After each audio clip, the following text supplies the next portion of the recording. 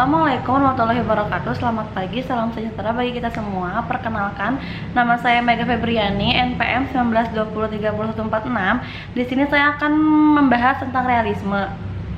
Realisme pada umumnya dianggap sebagai tradisi teoritis paling berpengaruh dalam hubungan internasional.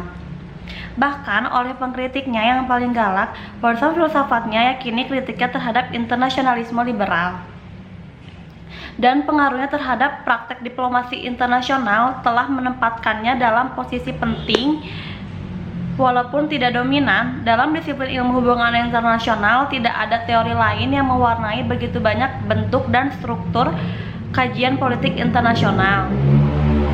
Asumsi realis atau sifat manusia secara alami egois, negara layaknya seorang manusia diasumsikan berperilaku menurut kehendaknya saja. Negara adalah aktor sentral, negara adalah berdaulat, motivasi negara adalah kepentingan nasional yang memperjuangkan melalui kebijakan luar negeri. Power adalah kunci dalam memahami perilaku internasional dan motivasi setiap negara. Sejatinya hubungan internasional bersifat konfliktual, ketiadaan otoritas sentral yang bertugas memberikan sanksi terhadap negara yang berperilaku buruk. Dalam realisme, elemen-elemen utama dalam hubungan internasional terdiri dari beberapa gagasan utama, yakni aktor dominan tetap berada pada negara bangsa. Kepentingan nasional merupakan aspek utama yang harus diraih setiap negara bangsa untuk bisa tetap eksis dengan fokus utama pada isu high politik seperti keamanan melalui instrumen military power. Bahkan setiap negara akan selalu berupaya untuk memaksimalkan posisi kekuatan relatifnya dibandingkan negara lainnya, atau setidaknya tercipta balance of power.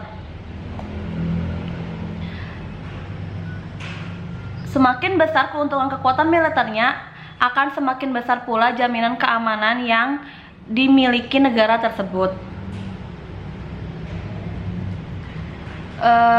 Dengan demikian, realisme sangat menekankan tesis stabilitas hegemonik yang bisa dimiliki suatu negara. Sebagai konsekuensinya, kerjasama antar negara dalam institusi internasional pun akan semakin sulit terwujud. Walaupun tercipta sebuah kerjasama institusional yang bersifat militeral, realisme berpendapat untuk kerjasama multilateral ini adalah hegemonic corporation yang didominasi oleh kekuatan hegemoni. Alhasil, negara hegemon hanya akan memanfaatkan kerjasama multilateral ini untuk mencapai kepentingan nasional dan tujuan politik luar negeri semata. Menurut realis, institusi pada dasarnya merupakan sebuah refleksi dan distribution of power dan didasarkan pada kalkulasi kepentingan nasional negara-negara besar, dan oleh karenanya institusi tidak menjadi faktor penting dalam penciptaan perdamaian dunia.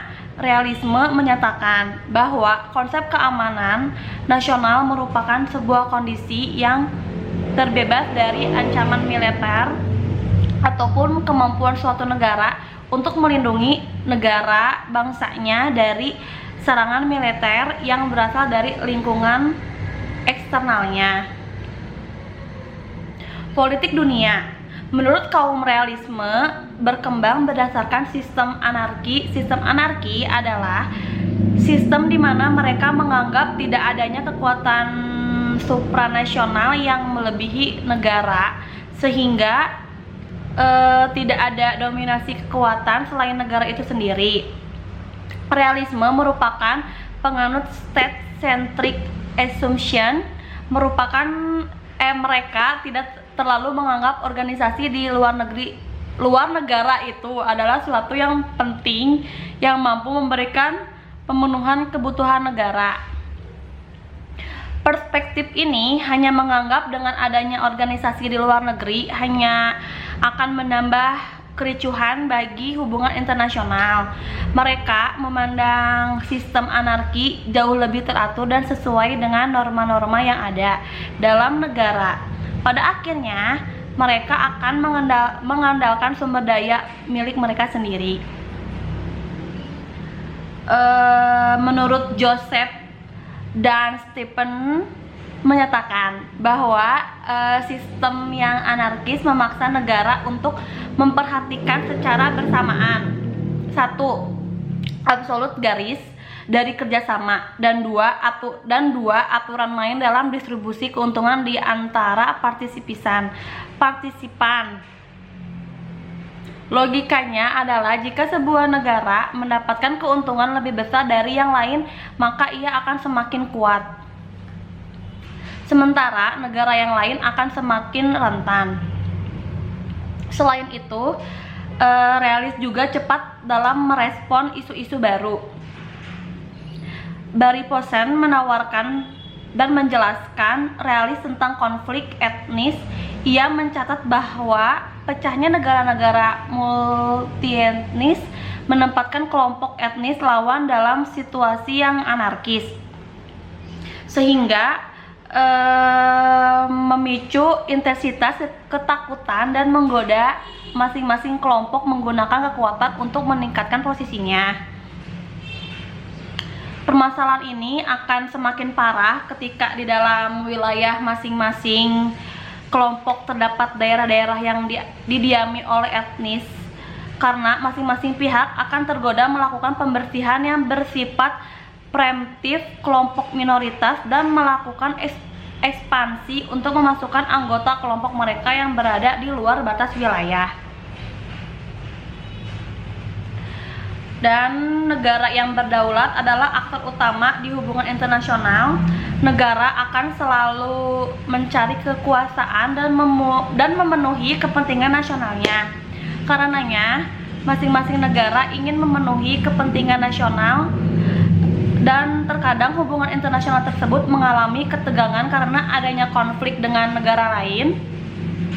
Dalam memenuhi kepentingan itu, hal ini akan membuat negara berada pada pilihan mendominasi atau didominasi. Tentu saja setiap negara ingin mendominasi, bukan didominasi. Menurut realisme, sebagaimana telah disinggung di atas, satu-satunya instrumen untuk melindungi dan mempertahankan kepentingan keamanan nasionalnya adalah dengan meningkatkan military power yang dimiliki suatu negara dan bangsa. Dalam hal ini, kuantitas dan kualitas level of arms yang patut dimiliki aktor negara merupakan sebuah solusi nasional yang harus disediakan aktor negara. Cukup sekian pembahasan realisme dari saya. Wassalamualaikum warahmatullahi wabarakatuh.